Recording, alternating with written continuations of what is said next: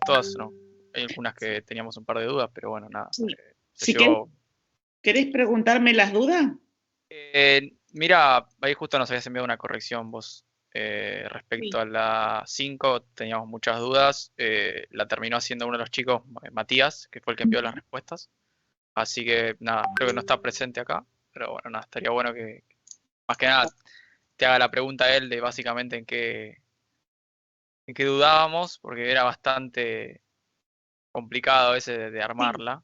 Ahí Así yo les puse, por ejemplo, él empieza bien respondiendo, el valor educativo de que, las organizaciones es aquella educación que se imparte de manera informal dentro de nuestro entorno laboral y se dan desde diferentes puntos. Bueno, sí, no ahí es, explica. esos dos renglones no están mal, porque dice Mm, el valor educativo empieza, ¿no?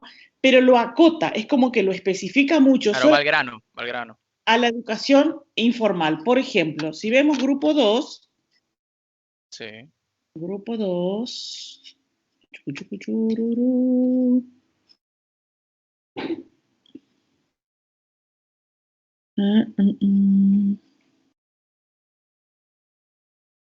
Dice, grupo 2, ¿está alguien del grupo 2 para la pregunta 5? Yo, profe. Claudia, ¿te llamas? Sabrina. Ah, Sabrina. Dice Clau acá, en la pregunta. Bueno, no importa. A ver, Sabrina, lee la 5. ¿Cuál es el valor educativo de las organizaciones? Ejemplifique. Ernesto Gore plantea a las organizaciones como sistemas reguladoras del cambio y consecuentemente del aprendizaje, que buscan perpetuarse a sí mismas sobreviviendo en un medio ambiente del cual deben ser capaces de obtener todos sus recursos. Es así como éstas realizan continuamente cambios en su cultura, ya sea en consecuencia de los cambios externos a ella o por motivaciones internas. Es por ello que el valor educativo de las organizaciones reside en su capacidad de implantar cambios tanto en sí misma como en los individuos que la componen y en el medio en el que se desarrollan. Por ejemplo, hace ya varios años ha surgido la importante necesidad de cuidar del medio ambiente. Como consecuencia, las organizaciones tuvieron que adaptarse a las nuevas necesidades propuestas por el mundo. Esto provocó grandes cambios en la cultura organizacional, obligando, en cierta forma, a adoptar nuevas formas de producción, cambios en los materiales utilizados y así también cambiando el desarrollo de las habilidades de sus propios miembros y creando nuevas formas de capacitación para que los individuos entiendan también el porqué de estas nuevas medidas. Fíjense, excelente, Sabrina. Gracias. ¿No es nada? Esta respuesta del grupo 2 tiene 3 párrafos. Ustedes saben que cuando escriben, o sea, siempre es importante con qué palabras empiezan los párrafos, porque al lector le da idea de cómo ustedes están estructurando y cómo van completando la respuesta. Por ejemplo, el grupo 2 empieza. Gore plantea a las organizaciones como sistemas reguladores del cambio y consecuentemente del aprendizaje. Bla, bla, bla. ¿Qué hacen en este primer párrafo, el grupo 2? Establecen la posición de Gore. Muy bien, ¿sí? 10 puntos. 10 puntos. Hacen una introducción de 5 renglones, no más. Y en esa introducción, ¿qué hacen? Exponen al autor, ¿sí? Con eso, al lector le dan a entender desde dónde están parados para contestar la respuesta, ¿sí? Y se arman ahí un parrafito de 5 renglones de introducción que es como muy poderosa, digamos, en el sentido de que sientan las bases de la respuesta. Segundo párrafo, o sea, una vez que escribieron la posición del autor, se las leo de nuevo para que la escuchen todos. Gore plantea a las organizaciones como sistemas reguladores del cambio y consecuentemente del aprendizaje, que buscan perpetuarse a sí mismas sobreviviendo en un medio ambiente del cual deben ser capaces de obtener todos sus recursos. Es así como éstas realizan continuamente cambios en su cultura, ya sea en consecuencia de los cambios externos a ella o por motivaciones internas, ¿sí? O sea, eso es Gore.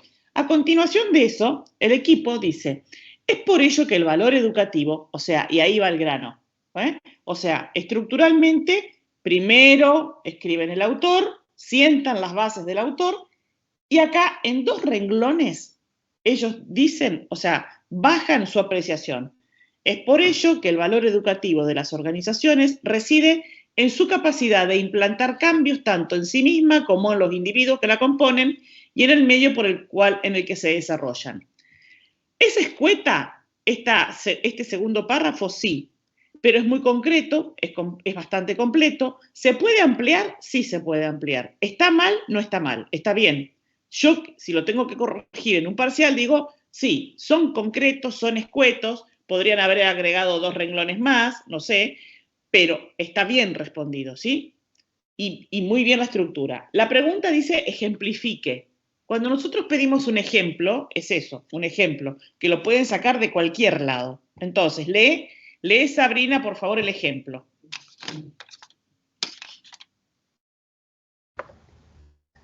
Voy. Por ejemplo, hace ya varios años ha surgido la importante necesidad de cuidar el medio ambiente. Como consecuencia, las organizaciones tuvieron que adaptarse a las nuevas necesidades propuestas por el mundo.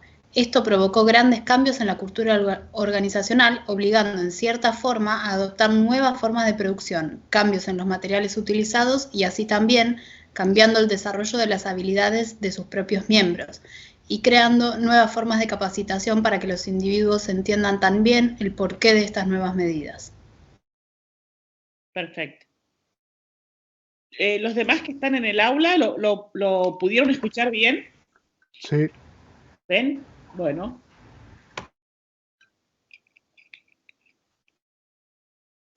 Entonces, para el grupo 6 me había dicho, ¿no? ¿O era el grupo 5? Grupo 5, ¿no? ¿Que tenía la duda? Grupo 1. Ah, grupo 1, perdón. Grupo 1, vamos de nuevo al grupo 1. Y fíjense la diferencia de respuesta. Claro, sí, entendimos a dónde apunta. Le falta ese desarrollo más ordenado, de citar al autor, de referenciar y de explicar un poco mejor. Le falta el Claro. ejemplo también. Acuérdense, si la pregunta dice, ¿cuál es el valor educativo de las organizaciones? Ejemplifique. Cuando estemos en el parcial o en el final o en lo que sea, si ustedes solo contestan cuál es el valor educativo de las organizaciones y no ejemplifican, la pregunta toda está mal. No se considera mitad de pregunta, ¿se entiende? Sí, perfecto. Esto lo quiero aclarar muy bien, porque después piden puntajes que no existen. Entonces, bueno, en la pregunta 5, el grupo 1 se fue a lo informal, formal, informal, eso no tiene ya más nada que ver con la pregunta, ¿sí? Vamos a ver el grupo 3, que respondió en la 5. En la 2, había una pregunta 2 que le quería aclarar a todos, porque pocos respondieron bien.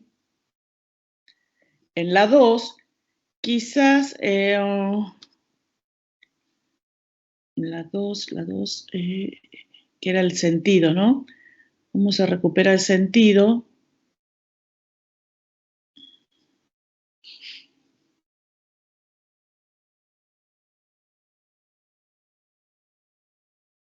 Estoy buscando, gente, porque ya se hace largo el texto para encontrar.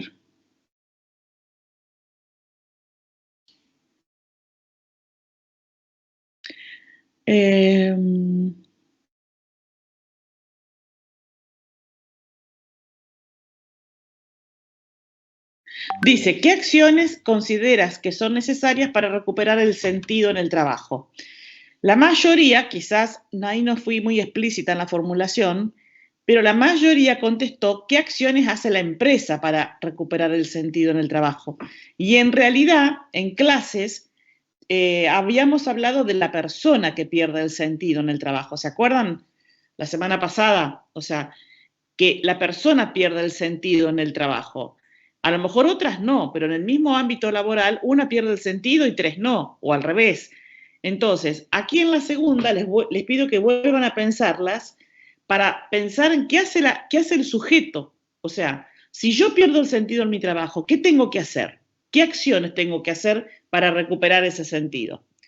Por otra parte, todos los grupos que contestaron qué hace una empresa para recuperar el sentido en el trabajo de los empleados, todos contestaron muy bien, ¿eh? Pero ahora deténganse después en la semana para ver qué hace el sujeto para recuperar. Aquí estoy en el grupo 3, pregunta 5. ¿Hay alguien del grupo 3? Hola, profesora Pereira. ¿Cómo anda? Hola, ¿cómo te va? Bien, bien. Bueno, ¿querés leer, por favor? La 5 dijimos. Ajá. Bueno, ¿cuál es el valor educativo de las organizaciones? Ejemplifique. Según Gore, hoy el valor educativo de las empresas es el conocimiento. La clave está en la buena gestión del liderazgo, en aprender a reinventarse, ajustarse a los cambios y seguir innovando. Ejemplos de las empresas que no supieron tomar buenas decisiones, no innovaron a tiempo y por lo tanto fracasaron. Kodak lideró el mercado de las fotografías, pero no supieron adaptarse a los cambios y la quebró. Nokia, Empresa que... una compañía que fue pionera en la creación de teléfonos celulares, lideró el mercado por muchos años. Con la llegada de Internet, otras empresas empezaron a entender cómo los datos y no la voz era el futuro de la comunicación. Nokia no comprendió lo importante que era innovar e inventar el software. Por otro lado, la siguiente empresa supo cómo sobrevivir en medio de crisis para poder reinventarse y hoy ser una empresa referente del mercado mundial. Netflix. En 1998 llegó como una página de venta de DVDs un año después de su lanzamiento, incorporando un servicio de suscripción que permitía alquilar películas por un bajo costo mensual. Cuando la gente dejó de alquilar películas físicas y el DVD perdió vigencia, Netflix pasó de una etapa de crisis, pero salió gracias a la decisión de incursionar en el streaming. Una vez más se reinventó y se transformó en su propio estudio generando contenido original. Muy bien. Acá ustedes escriben un primer párrafo, dice, según Gore, hoy el valor educativo de las empresas es el conocimiento. No sé si lo tomaron, ¿de dónde tomaron esa frase? ¿Es textual? Entiendo que sí. Bueno, si es textual, tienen que poner comillas. Perfecto. Y un paréntesis poniendo por lo menos la página, el número de página. Todo lo que es textual va en comillas. Ok. Bueno, si yo mal no recuerdo, puedo estar equivocada, en el capítulo 4 del libro nuevo, La innovación a escala organización, cuando él empieza ese capítulo, hace referencia de que el valor de una organización reside en sus conocimientos. Pero acá la pregunta dice, ¿cuál es el valor educativo de las organizaciones? ¿Qué quiere decir esta pregunta? Que ya damos por sentado que toda organización puede educar. Ok. ¿Ya? Entonces, rehagan, los ejemplos están bien, ¿sí? Tendrían que ajustar, no pongan tantos ejemplos, pongan uno solo, pero donde se visualice y redacten ustedes mejor cómo en el ejemplo podemos ver el valor educativo de la organización, tal como hizo el grupo 2. ¿Está? Ok, lo tomamos como apuntamos. Perfecto, muchísimas gracias. No, gracias a usted. Entonces, hasta acá voy a poner ahora mi cámara. Si alguien tiene cámara, me encantaría verme acompañada por otro que tenga cámara u otra. Yo sé que les cuesta mucho figurar en cámara. Ahí está, mira. De Pietro, Maximiliano Carlos. Muchas gracias. Mucho gusto. Pereira Juan. Muy bien. Hoy somos 34 de los 45 que somos. Bien. Vamos a las dudas puntuales, porque después, ¿quién está? Martín. Hola, Martín. Bueno, los varones hoy toman la cabecera. Juan Manuel, Juan José. Bueno, no se imaginan lo lindo que es para uno poder verlos, de verdad, porque esto de dar clases y ver fotitos es tremendo para mí. Pero bueno, ya me acostumbré un poco. Bueno, hay gente con mate, veo que acompañan la clase con mate. Qué bueno, a mí me encantaría, pero no sé si queda tan bien, ¿eh? Para el profesor, digo, para el profesor. Ustedes tomen tomar mate, lo que quieran, ¿eh? A mí me encanta el mate, todo el día estoy. Bueno, la clase de hoy, no sé si ya entró Charlie. ¿Está Charlie? Sí. Hola, Carlos. Ahí saludó, no sé si... Ahí está. Bueno, ahí se le entrecorta tanto el audio. Hola, no estaba hablando, ahora estoy hablando. Bueno, poné volumen porque no se te escucha muy bajito. Les decía a los chicos, estuvimos corrigiendo algunas preguntas que tenían dudas. Podemos contestar una o dos más si tienen alguna duda, porque la clase de hoy va a ser un poco la orientación de lectura del capítulo nuevo, del libro nuevo, y por otro lado vamos a hacer el simulacro de examen, pero bueno, no va a tener nota, ¿sí? Es voluntario.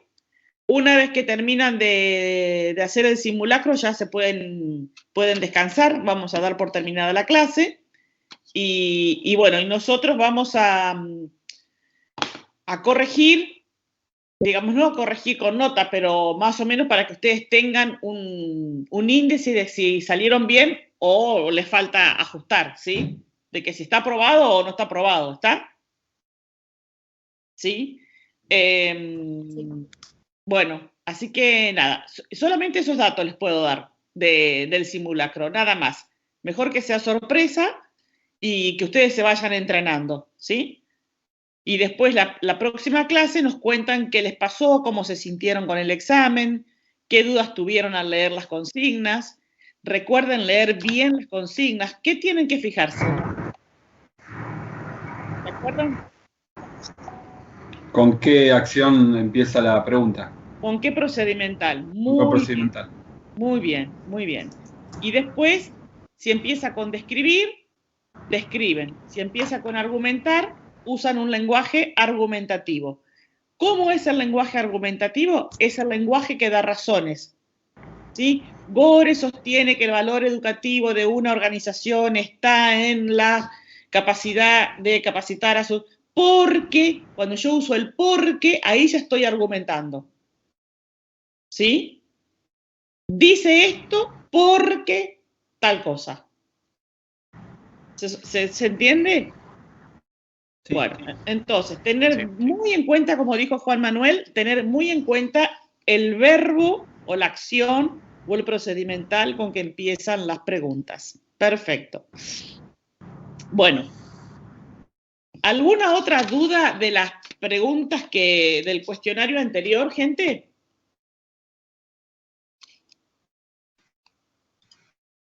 Yo tengo una duda no puntual por Maximiliano habla. No puntual por el cuestionario último, sino por si se quiere, manual de estilo. Antes mencionabas sobre la cita de poner una referencia, si hay algún estilo que quieran que usemos, o es indistinto. Viste que está como el universitario, o que se le llama APA. Si hay algo en particular, porque capaz que nos puede ayudar a nosotros para citar y resolver eso. Lo ideal serían normas APA, pero yo no sé si ustedes manejan normas APA. Creo que hemos trabajado, pero bueno, no venimos del mismo lado, así que no sé. Sería ideal que pudieran escribir textual con normas APA, pero si no manejan normas APA, no nos vamos a poner a estudiar normas APA ahora. Entonces, por lo menos poner entre comillas 3 puntos suspensivos, escriben el texto que copian textual, cierran comillas y ponen la página, Okay. ¿sí? O el año de la edición, no sé si lo tienen, y si no, la página del libro. Ok. Está como para saber que eso está citado de una página. El que maneja normas APA, mejor normas APA, totalmente. Dale, genial. Bueno. ¿Alguna pregunta más? No sé si, Carlos, vos pudiste leer algunas respuestas hoy de este grupo. Yo les contesté al grupo 1, 2, 5 y 6, que lamentablemente, porque las respuestas las vi recién ayer a la noche, entre ayer a la noche y hoy a la mañana, no me dio chance a poder revisarlas. Bueno, la idea, digamos, es que puedan leerlas en caso de que tengan alguna duda ahora y después seguir viéndolas con algún día un poco más, digamos, contando con tiempo, ¿no? Porque acá no fue el tema de que ustedes lo pasaron el mismo día, sino que ayer, por ejemplo, claro, cuando entran las preguntas a las 10 de la noche o a las 11 de la noche o a las 9 de la noche, prácticamente, digamos, es como que queda poco tiempo para el nivel, digamos, de lectura, ¿no? que queremos tener para poder darles el feedback.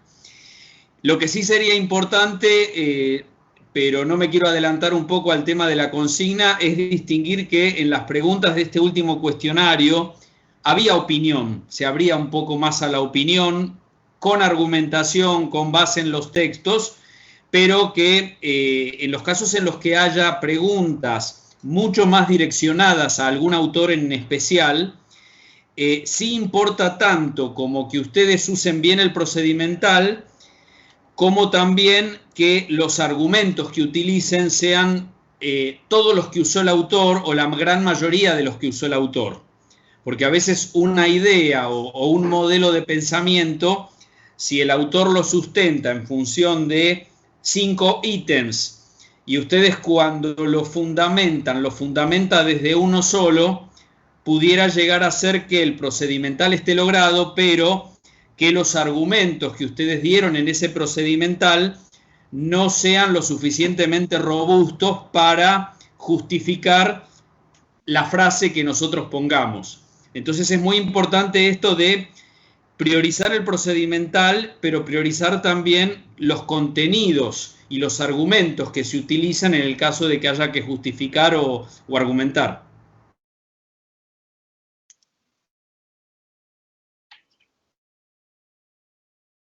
Bueno, ¿quedó claro, chicos? ¿Chicas?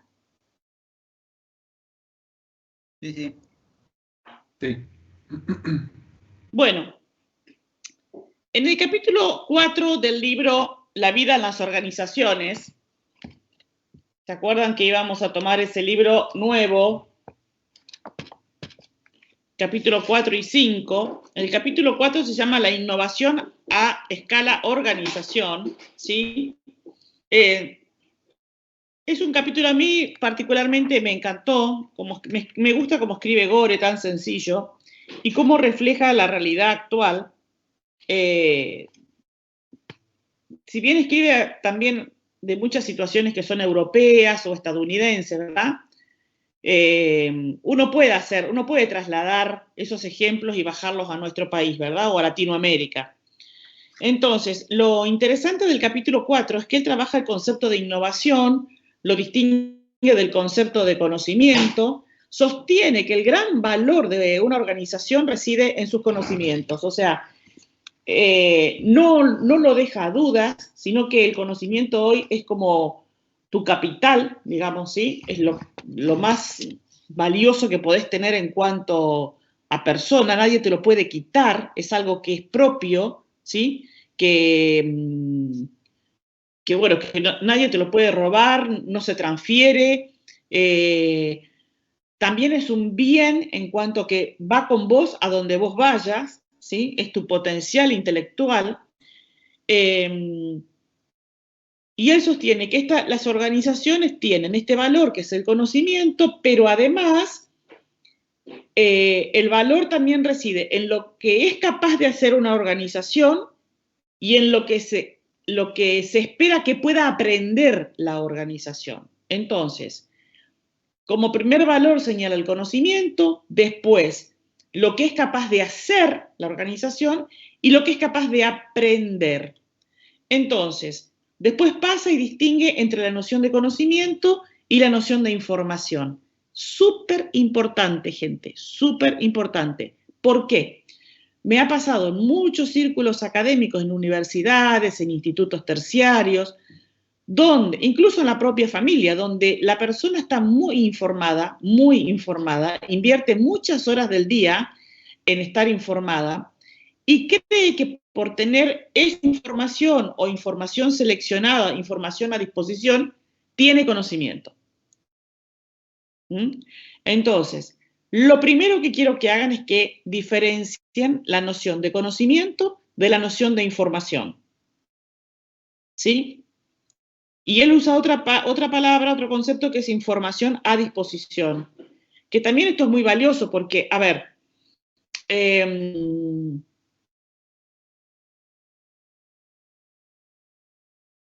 les iba a dar un ejemplo así como muy casero, pero quizás sirva, ¿no?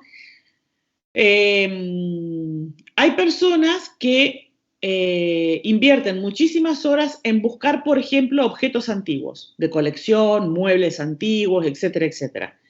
Eso conlleva muchas horas de investigación sobre el tema, hay que saber sobre antigüedades. No es cualquier mueble viejo una antigüedad, ¿verdad? Lo mismo que las pinturas, etcétera. Entonces, esa persona acumuló un conocimiento específico sobre ese tema, pero también tiene información, o sea, sabe la zona, los lugares donde hay que ir a comprar, quiénes son los que mejores reclutan muebles, etcétera, etcétera, ¿sí? Bueno, esa diferencia entre conocimiento e información es lo que necesito que hagan conceptualmente. ¿Qué significa tener información acerca de algo y qué significa tener conocimiento al respecto, ¿sí? O sea, yo puedo tener toda la información necesaria de los lugares donde buscar un determinado objeto, pero puedo no saber hacer, qué sé yo, puedo saber dónde venden cuadros de Quinquela Martín. Quinquela Martín fue un pintor muy famoso nuestro, argentino, gracias a Dios, de la Boca. Pintó la Boca como nadie, les puedo asegurar. Bueno, yo puedo saber dónde comprar esos cuadros de Quinquela Martín, pero puedo no tener noción de pintura, de arte, y menos de Quinquela. ¿Se entiende?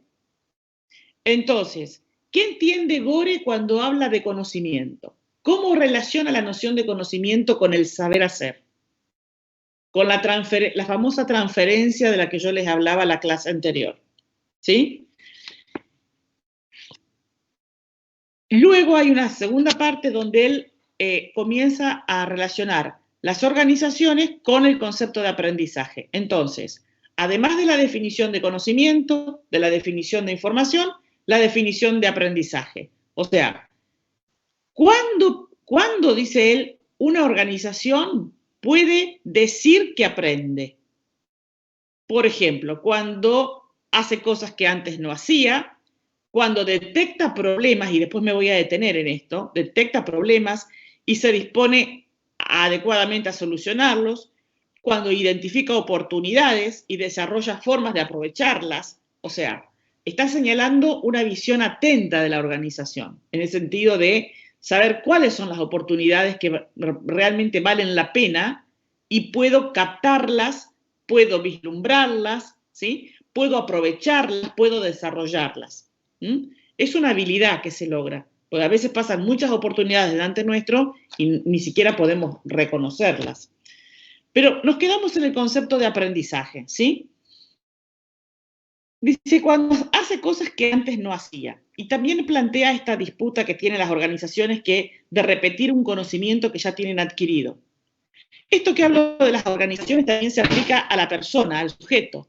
Nosotros también podemos hacer lo mismo, repetir por años conductas porque hace 20 años atrás nos dieron resultados. Y no intentar probar conductas nuevas o modificar algo de las conductas que tenemos, porque como esta receta del conocimiento que ya tengo adquirido me da resultado, ¿para qué voy a intentar cambiarlo? ¿Se entiende? Entonces, dice, cuando hace cosas que antes no hacía y cuando detecta problemas. ¿Qué es un problema para ustedes? ¿Cómo definirían el problema? Una situación no deseada o que desemboca en resultados que uno no esperaba. A ver, ¿quién más? Algo que impide cumplir con algún objetivo, alguna meta. Sí. Es una situación que quizás hace realidad el riesgo, ¿no? Que nos impide completar los objetivos que nos teníamos pensado. O sea que hasta ahora la mayoría ve el concepto problema como un concepto negativo. Profe, perdón, Sebastián habla. ¿No puede ser una oportunidad de innovar? También. Claro, por eso les digo, tiene un sentido, una connotación negativa cuando yo veo el problema como algo que me impide.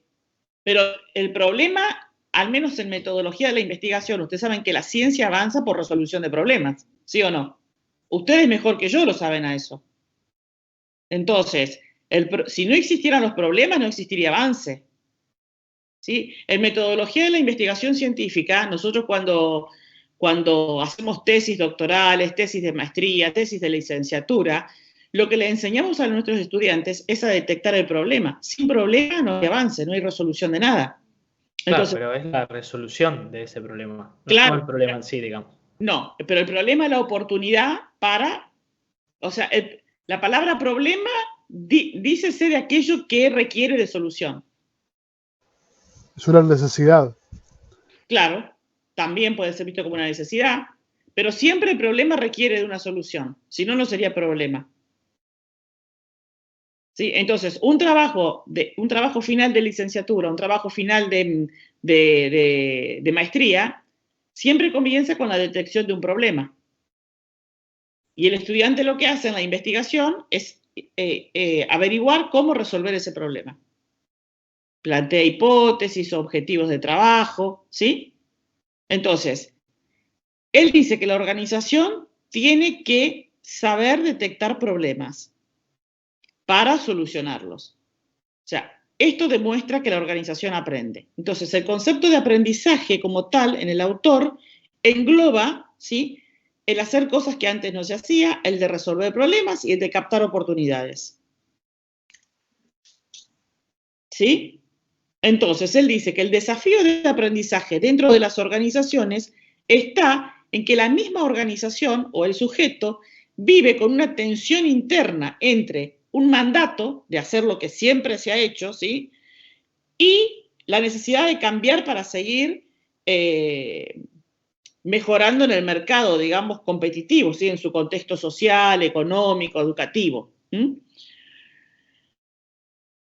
O sea, la organización, dice él, tiene que responder a un doble mandato, que es la retención del conocimiento que ya tiene, que es la repetición. La repetición no es tampoco de connotación negativa. Es bueno repetir conocimientos, ¿eh? No es que siempre es malo, ¿sí?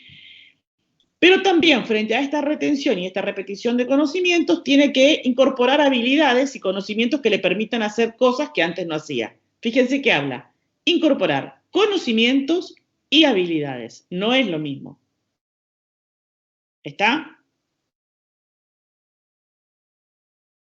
Hay una frase, no sé, bueno, como todavía no pudieron leer el capítulo, hay una frase que él dice que la organización es por naturaleza un oxímoron.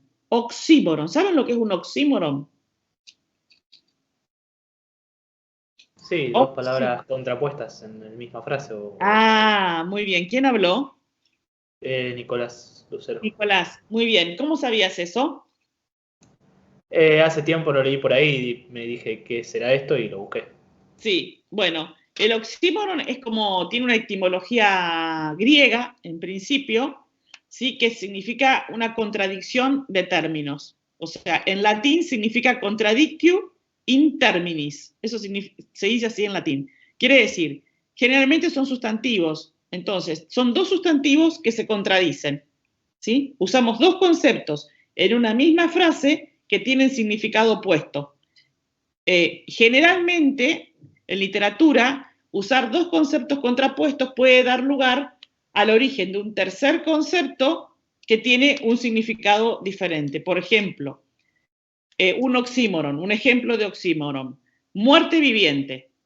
¿Sí? Son dos palabras contradictorias, muerte y viviente, que combinadas, dicen, generan un sentido y pueden generar la palabra zombie, ¿sí?, que es persona muerta que ha sido reanimada.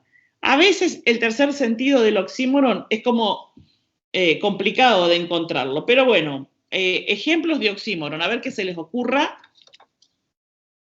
¿Qué ejemplo se les ocurre? El tensa calma. Intensa calma, sí. De los noticieros de crónica suele poner tensa calma. Muy bien, sí, sí, sí. Intensa calma, sí. ¿Qué más? Muy bien, ¿eh? ¿Dónde otro oxímoron? Luz oscura puede ser. ¿Cómo? Luz oscura. Bueno, luz oscura. Ajá, perfecto. O sol negro. Sol negro. Buen perdedor. También cuando se habla de la docta ignorancia. Vista ciega. Vista ciega, el sol de medianoche. A ver, ¿se les ocurre otro? Alegría triste. Sí. Copia original. También se usa. Crecimiento negativo. Cuando digo, ¿sabes algo? De todo un poco. Es un oxímoron. Fallar exitosamente. ¿Cómo? Fallar exitosamente. Bien, excelente. Excelente. Ir a ningún sitio. ¿A dónde vas? A ningún sitio. Instante eterno. Sí. O cuando decimos, es un secreto a voces. Tolerancia cero, gente. Tolerancia cero. Es un oxímoron. Bueno, ¿ven? Hay un montón de ejemplos. Entonces él dice que la organización es, por naturaleza, un oxímoron. Un oxímoron. ¿Qué significa? ¿Qué quiere decir con eso?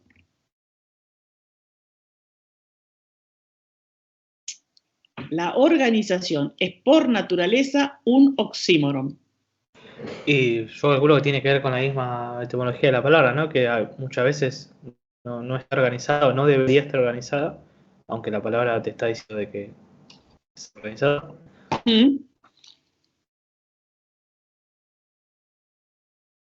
¿Qué más? A ver, ¿a quién se le ocurre? Es como que tiene que repetir las cosas que le dio éxito en el pasado y al mismo tiempo reinventarse para ser seleccionado por el ambiente. Sí. Bien, entonces, hasta acá, síntesis. Noción de conocimiento, porque el conocimiento es un valor en la organización, pero no solo el conocimiento, sino también el hacer cosas que no se hacían, ¿sí? Lo que es capaz de hacer y lo que es capaz de aprender. Entonces, conocimiento, hacer y aprender. ¿Sí? Cuando una organización demuestra que aprende, cuando volvemos, hace cosas que no hacía, detecta problemas para solucionarlos, no es solamente detectar problemas, ¿sí? Y detecta las oportunidades para poder desarrollarlas. Entonces después dice que el desafío del aprendizaje es vivir entre esta tensión. Y a partir de esa tensión, entre lo que el conocimiento acumulativo y lo que viene y lo nuevo que puede hacer, se genera un aprendizaje y que por eso afirma que la organización por naturaleza es un oxímoron. Bueno, después en este capítulo, al fin y al cabo, viene el tema de gestión del conocimiento. ¿Sí? Bueno, acá lo que me interesa que puedan diferenciar es qué diferencia hay entre conocimiento e innovación. En una de las clases, no sé si a ustedes o al otro grupo, les había aclarado que cuando una organización o una persona adopta, ¿sí?, un conocimiento que ya está circulando para usarlo como todos los demás, no puede hablarse de innovación, sino de actualización. Entonces, en este capítulo, a mí lo que me interesa es que ustedes trabajen el concepto de innovación. Entonces, como ejercicio van a buscar algún ejemplo que salga en los diarios, cualquier diario, cualquier artículo, que sea un ejemplo de innovación. O sea, no de uso de conocimiento circulando, sino de generación de nuevo conocimiento. Una consulta. Muchas veces la innovación es utilizar un conocimiento que ya circula, pero de una forma o aplicado a algo diferente. Bueno, por eso es innovación. Habría que ver, o sea, por eso quiero que ustedes traigan ejemplos concretos y digan, acá está la innovación. Esto es innovador por tal cosa. ¿Sí? Yo le puedo dar un ejemplo. La vez pasada leí en el diario un muchacho que se dedicaba a vender panchos. Ajá. Y un día en un recital, un Lollapalooza, el pibe tenía un puestito de pancho y vio que perdía mucho tiempo cortando el pancho para meter la salchicha. Y vio que se le armaba toda una cola y perdió mucha venta. Entonces se le ocurrió agarrar el pan para pancho y hacerle directamente una cavidad para meter la salchicha sin tener que cortar el pan.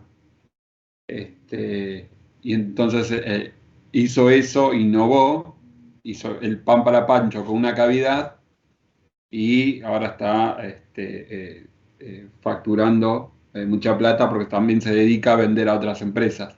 Mira. Entonces las empresas que tienen ese pan no pierdan el tiempo de abrir el pancho para venderlo. Y vio que así agilizó más la venta de pancho. Excelente.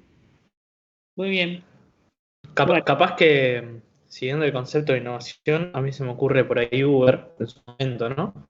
Que agarró como básicamente cosas que ya existían o Uber o, bueno, cualquier aplicación de no sé, qué sé yo, pedido ya, digamos.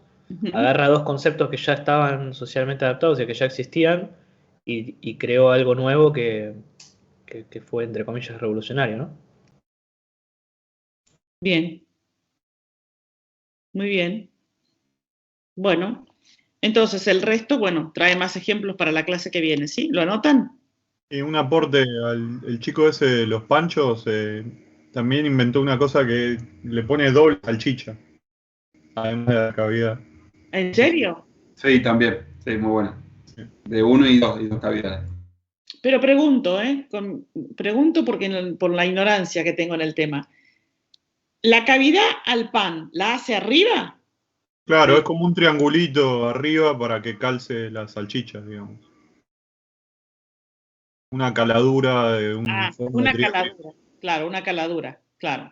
Y después si tienen que condimentar y eso, el pancho, ¿cómo hace? Y calculo que va arriba de la salchicha. Sí, va arriba de la salchicha. Gana el tiempo en no cortar el pan. Entonces eso no te frena la venta. Entonces sacas la salchicha, metes ahí y se la das a la persona y la condimenta a su gusto. Mira, bueno. Y ahí ganó tiempo. Muy bien. Bueno.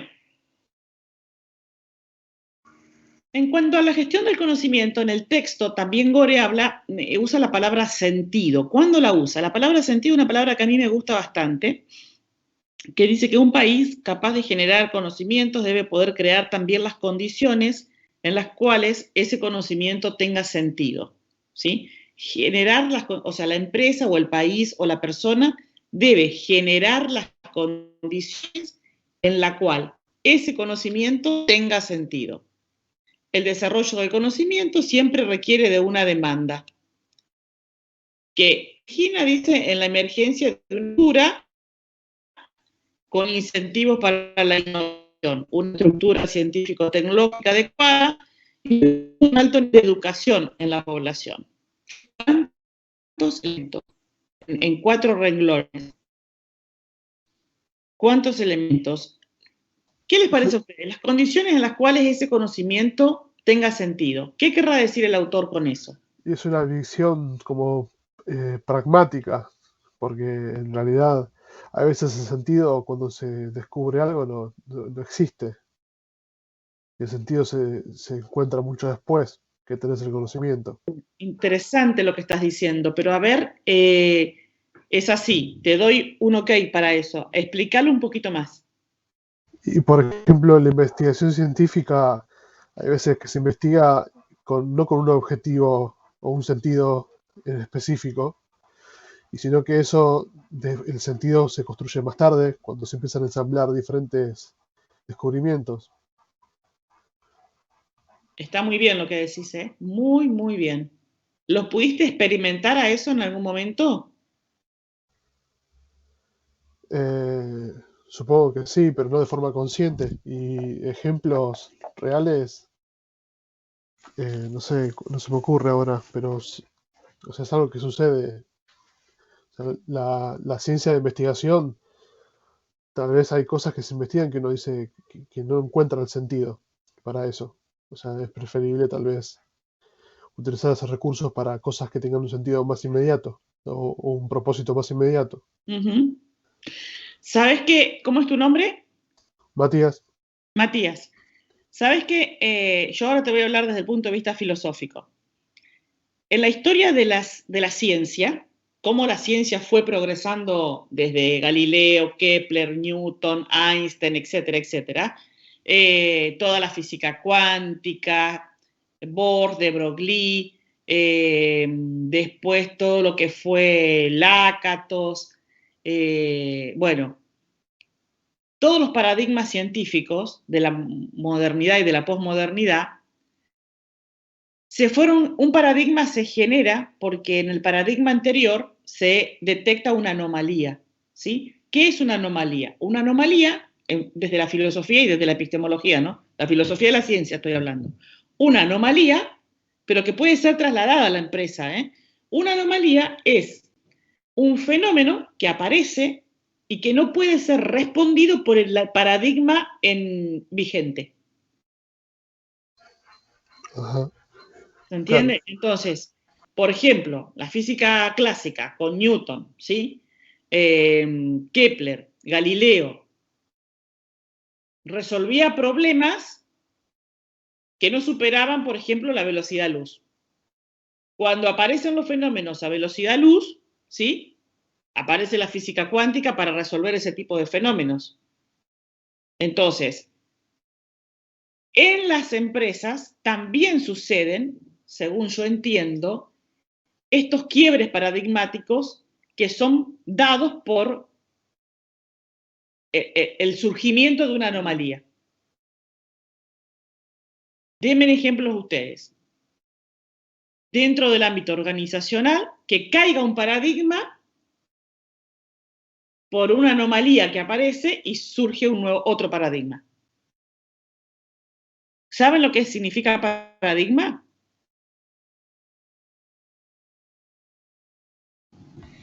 Sí, pero puede llegar a ser un cambio de pensamiento. Pero en sí, ¿qué es un O en paradigma? este caso, En sí, ¿qué es un paradigma? Modelo. Un modelo, una matriz. claro, Un modelo, una matriz. De todos modos, en el libro Kuhn, que fue el que escribió el libro de los paradigmas, hay 256 definiciones, o sea que no nos hagamos ningún problema si no sabemos una de las 256 definiciones. Pero se ha llegado a un acuerdo, digamos, en la comunidad científica de entender por paradigma un modelo mental también. Saben que nosotros trabajamos con muchos modelos mentales. Cada uno, Juan tiene un modelo, Juan José tiene otro modelo, Matías tiene otro modelo, Maximiliano tiene otro modelo, Charlie tiene otro. Cada uno tiene un modelo mental, con el cual, a través de ese modelo, podemos comprender la realidad, percibir la realidad, etcétera, etcétera. Por eso hay tantas percepciones como cuántos sujetos existen. Bien, no todas las personas, a través de sus modelos mentales, pueden captar las anomalías. ¿Sabían eso? No todos captan anomalías. Entonces, ¿dónde está la riqueza? Del sujeto que puede visualizar esas anomalías. ¿Qué parece? Y que se puede ser, profe, que A ver, había alguien hablando. Espera, Matías. ¿Quién estaba hablando? yo, profe Sebastián, puede ser una persona que está por fuera de esa anomalía, de ese paradigma, o que tiene quizás un razonamiento lateral o un pensamiento lateral. Sí. Claro, o sea, las personas que pueden detectar una anomalía muy probablemente puedan hacer que el paradigma cambie o evolucione. porque si no seguiríamos todos con el mismo pensamiento siempre o el mismo modelo porque está todo bien, digamos. Bien, denme ejemplos históricos o de, no sé, de corporaciones o de, por ejemplo, de la ciencia que ustedes manejan. Hay un ejemplo que es... Yo le puedo dar un ejemplo. Yo le podría dar un ejemplo de lo que creo yo. Por ejemplo, ahora en pandemia surgió mucho la venta online, pero todo lo que es comida perecedera, que antes la gente, lo que es carne, todo, se acercaba al supermercado a comprar. Entonces, muchas cadenas de supermercado tuvieron que innovar en empezar a vender comida que tiene fecha de vencimiento vía online y activar otros procesos como ya sea la entrega. Y con respecto al sentido, todo ese movimiento que generó esa venta, qué sé yo, generó información de comportamiento de las personas. Y esa información, esos datos, no le hace sentido a cualquier persona. A la gente interesada le hace sentido ciertos datos de esas personas que empezaron a comprar comida a través ¿cómo se llama? A través online y no yendo físicamente a los supermercados.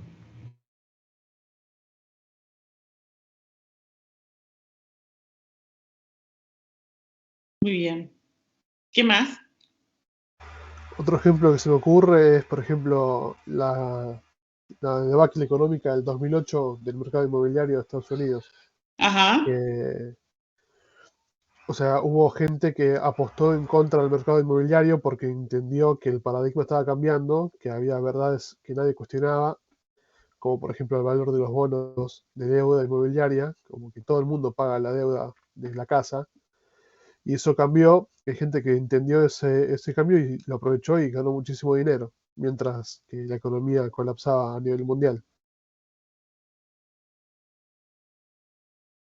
Perfecto, muy buen ejemplo.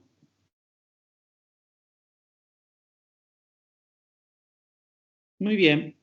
Bueno, otro punto que vamos a rescatar como importante dentro del texto del de Gore, hay una parte donde él habla de gestionar el conocimiento en una organización, requiere de capturar información y redistribuir toda la información, pero que no solamente es eso, ¿sí? Sino que esa información que se tiene que estar incorporada y que tiene que ser incorporada por individuos que sean capaces de modificar sus modelos mentales. Fíjense cómo todo está conectado, ¿eh? Como todo. Por eso quiero que trabajen mucho en este texto los conceptos de conocimiento, de aprendizaje, de información, ¿sí? De aprendizaje organizacional, es otro concepto que aparece muy rico.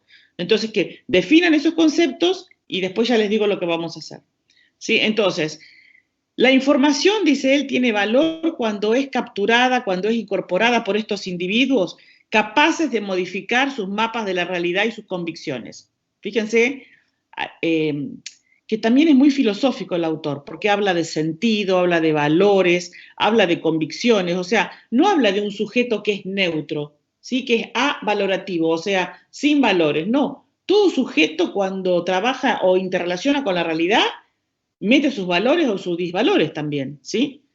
Entonces, por esta razón, él va a hablar de conocimiento colectivo, ¿sí? Que es un conocimiento cuya calidad va a depender de la calidad de las interrelaciones que hay entre un sujeto y otro, que es lo que hacen ustedes trabajando en equipo. Si un equipo realmente trabaja bien en equipo y realiza un trabajo colaborativo, está generando un conocimiento colectivo, ¿sí? Cuando el trabajo es bien realizado, ¿no? Si no, no. Bueno, o sea, que el conocimiento en esta perspectiva de Gore siempre supone una forma de vincularse. Y acá entramos con las habilidades blandas, de comunicación, de relación, ¿sí? Es imposible gestionar un conocimiento colectivo sin considerar esta forma de vincularse y también el conjunto de expectativas que tenga un sujeto con respecto al conocimiento, ¿sí? Bueno, y él vuelve otra vez a hablar del significado primero habló de sentido, después ahora habla de nuevo del significado, porque dice, para que una compañía o un sujeto o un conjunto de sujetos colectivos, ¿sí?, puedan, a partir de una información, generar conocimiento, es importante que todo ese conjunto, ese colectivo de personas puedan reparar en qué significado y qué sentido tiene hacer algo en un momento determinado. ¿Sí? Porque si la bomba atómica hubiera sido tirada en otro momento y en otras circunstancias, hubiera tenido otras consecuencias. Entonces, primero habló de sentido y después va a hablar del significado que tiene hacer algo, ¿sí?, en un contexto y en un momento determinado. ¿Está?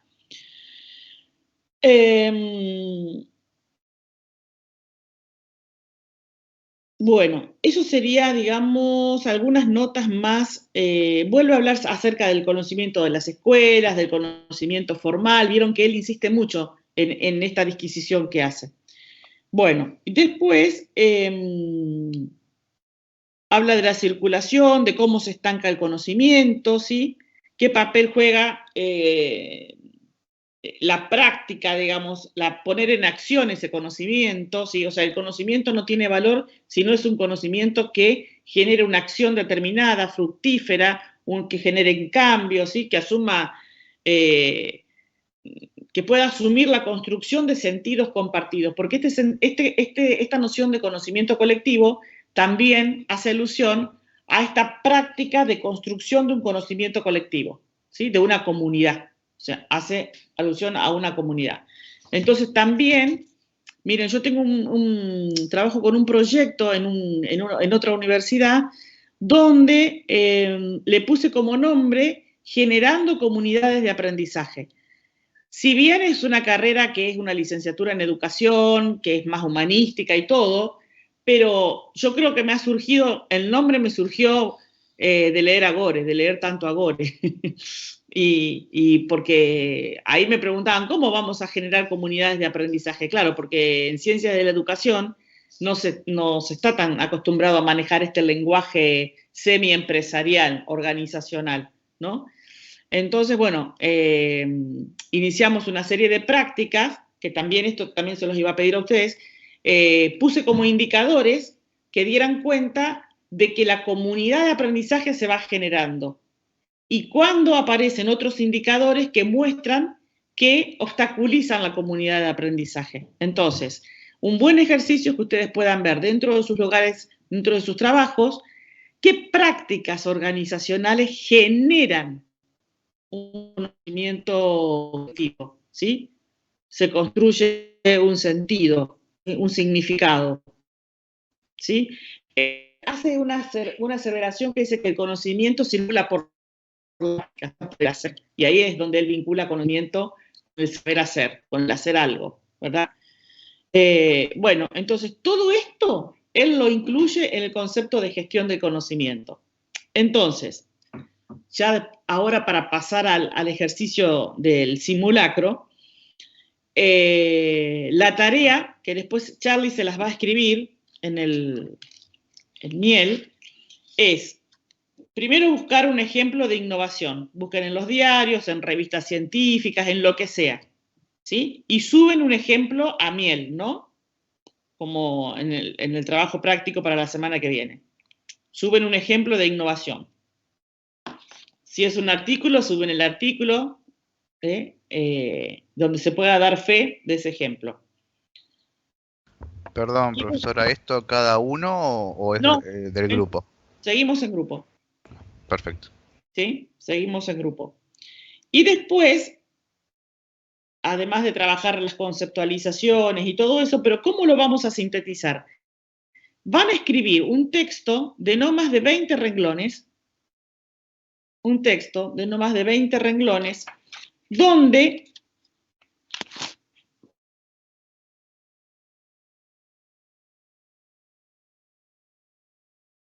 sinteticen el capítulo 4 y 5, o sea, el capítulo 4, 20 renglones, y el capítulo 5, 20 renglones, que habla de la construcción del conocimiento. pero que también sigue trabajando con el tema del trabajo, del conocimiento, de la vinculación con los otros, de la innovación, ¿sí? Donde en el capítulo 5 trabaja el concepto de trabajo, el de aprendizaje y el de innovación, ¿sí? Como 3 formas de la conducta humana, ¿sí? Y que están sumamente relacionadas. Entonces, 20 renglones para el capítulo 4, 20 renglones para el capítulo 5, ¿sí? Como si escribieran un artículo. ¿Está? También con una cita o con 2 citas del autor. ¿Se entiende? Entonces, es un texto de síntesis con las ideas principales, síntesis con ideas principales como conocimiento, conocimiento colectivo, aprendizaje organizacional, trabajo, construcción del conocimiento, gestión del conocimiento. ¿Sí? Capítulo 4 se centran en lo que es innovación, conocimiento, gestión del conocimiento. Y el capítulo 5, el fuerte conceptual tiene que ser la construcción del conocimiento.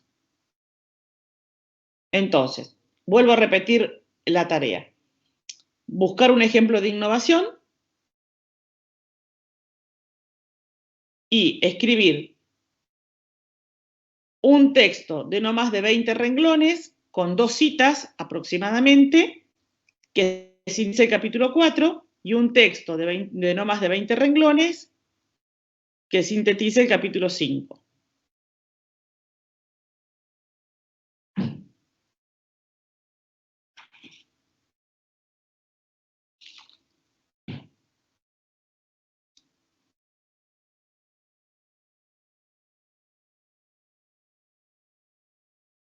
¿Está?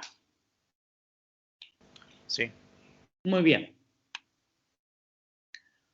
¿Cuántos somos? Somos 41, aumentamos. Muy bien. Carlos, ahora les das las indicaciones técnicas, digamos, para que se unan al link, para que puedan hacer el ejercicio. Estás muteado. Hola. 2 observaciones ahí que les quería, plantear antes de pasar al ejercicio, que me da la sensación que los puede orientar mucho por alguna de las preguntas que escuché que fueron haciendo, ¿no? Una es que cuando ustedes, Cris introdujo el concepto de paradigma, el paradigma, si bien nos da un marco dentro del cual nosotros podemos resolver exitosamente determinadas problemáticas, también plantea cierta flexibilidad, y recién cuando el problema que ocurre de ninguna manera se puede resolver dentro del paradigma vigente, es que alguien empieza a cuestionarse, y de ese nuevo cuestionamiento es que surge el nuevo paradigma. Y en relación a una de las preguntas que hacían con respecto a, a dónde radica lo nuevo, ¿no? Gestión de proyectos, si alguno está familiarizado un poco con el tema o le ha tocado por el trabajo y demás, hay una diferencia muy clara que hacen desde el PMI, que es un poco los que regulan todas las normativas en relación a eso, entre el concepto de implementar y el concepto de implantar. Y ellos hablan que cuando uno implanta es cuando hace por primera vez algo, cuando lo que yo voy a hacer es tan novedoso que en ese estatus de innovación que planteaba Cristina. Porque a veces puede ser que si yo hago una pequeña modificación en algo, un pequeño cambio que yo estoy haciendo, no tenga el estatus de innovación suficiente como para ser reconocido desde la afuera como innovación, sino que simplemente puede llegar a ser una variante, ¿no?, de lo que se está haciendo, que obviamente responde a alguien que se le planteó un problema nuevo, pero que lo pudo resolver desde el paradigma vigente. Entonces, está bueno que cuando ustedes busquen estos casos de ejemplos de innovación, que piensen en que ese salto cualitativo sea lo suficientemente importante como para que realmente se esté generando un conocimiento que sea nuevo y no que simplemente sea, digamos, una opción distinta de resolver un problema que tal vez no tiene un salto cualitativo tan importante como para empezar a cuestionar el paradigma vigente. ¿Pasamos, Cris, a la consigna? Decime vos.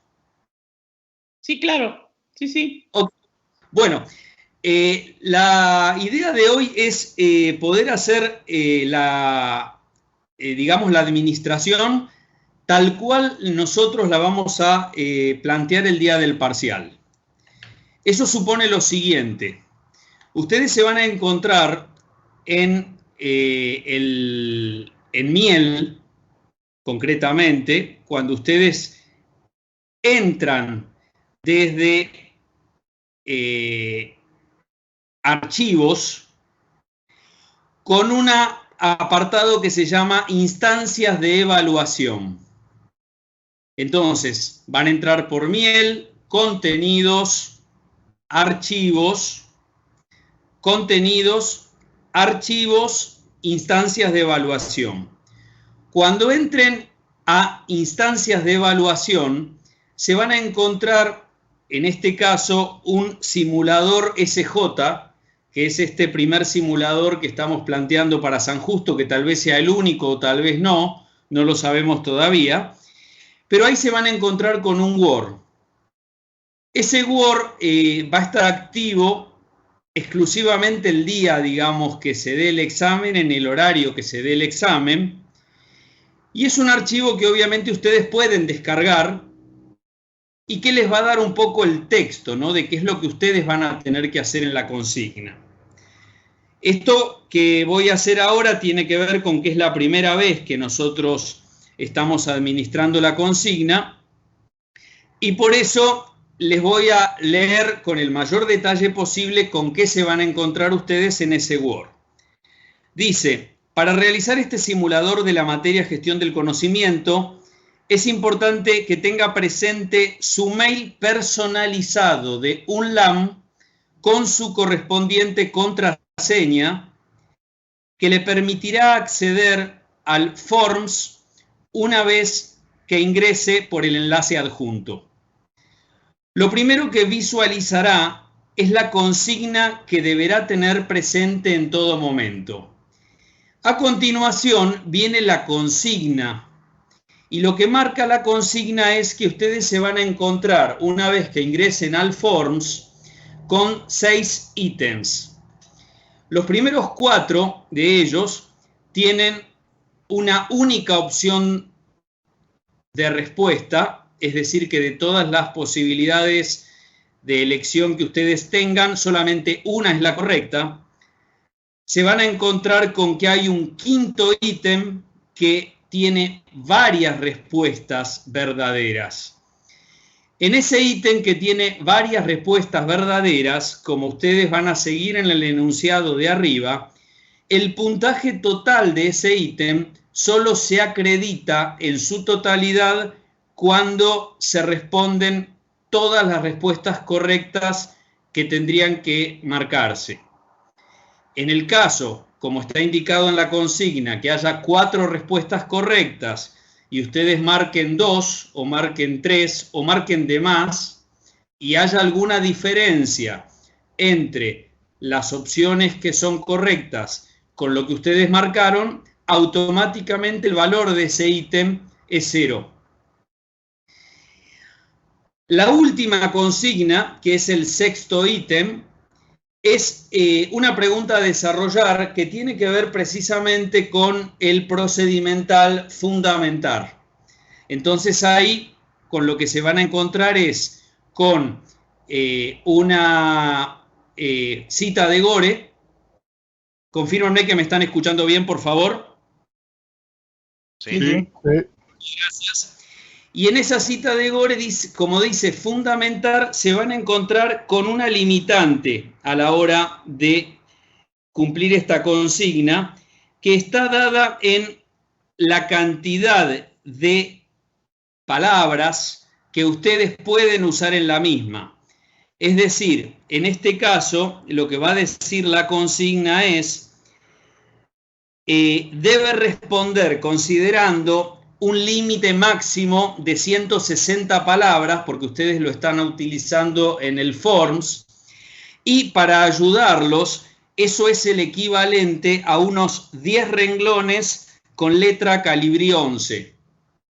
Si bien esto es estimado, digo, no es que tampoco van a tener un puntaje 0 si la respuesta está excelente porque hayan escrito un renglón de más, sí vamos a tener en cuenta que no se estén yendo, digamos, no sé, si pedimos 10 renglones, que no se estén yendo en 15, y esa misma limitante hace que tranquilamente alguien podría haber cumplido la consigna respondiendo en 5 renglones.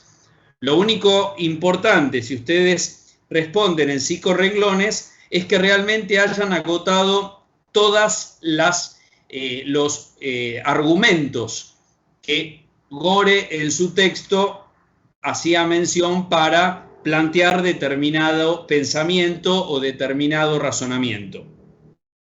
Entonces, por ser la primera vez es que nos estamos tomando un poco todo este trabajo, vamos a seguir todo el proceso, ¿no? Ustedes van a ir a Miel, se van a encontrar que cuando vayan a Miel van a querer entrar el enlace y el enlace no va a estar activo.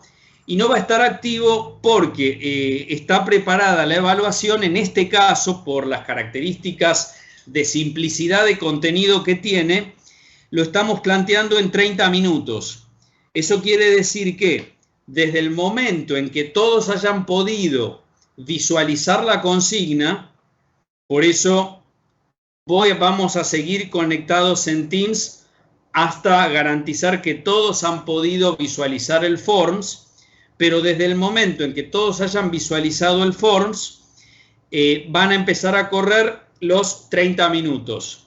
Cumplidos los 30 minutos, ya no van a tener chance de poder enviar el formulario completo, y por eso les vamos a pedir especialmente que quien no tiene mucho timing, un poco con los tiempos, que tenga un reloj a mano, que usen un cronómetro, usen el reloj de la compu, pero por favor tengan en cuenta el tiempo porque nos ha pasado de considerar casos en los cuales se han ido del tiempo en el que nosotros planteamos, y obviamente una vez que se excedieron del tiempo ya no van a poder entrar al Forms, si entraron no lo van a poder enviar y el formulario, digamos, va a quedar, digamos, sin vigencia y sin posibilidad de acceso.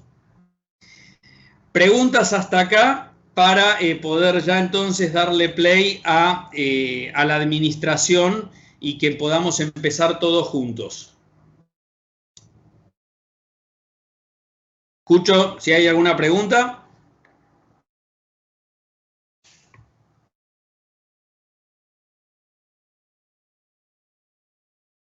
Bueno, vamos entonces a ir validando de a poco por ser la primera vez. Les pido que vayan ingresando pueden ir pasando al Word. Confírmenme si están pudiendo todos visualizarlo, si alguno tiene algún inconveniente.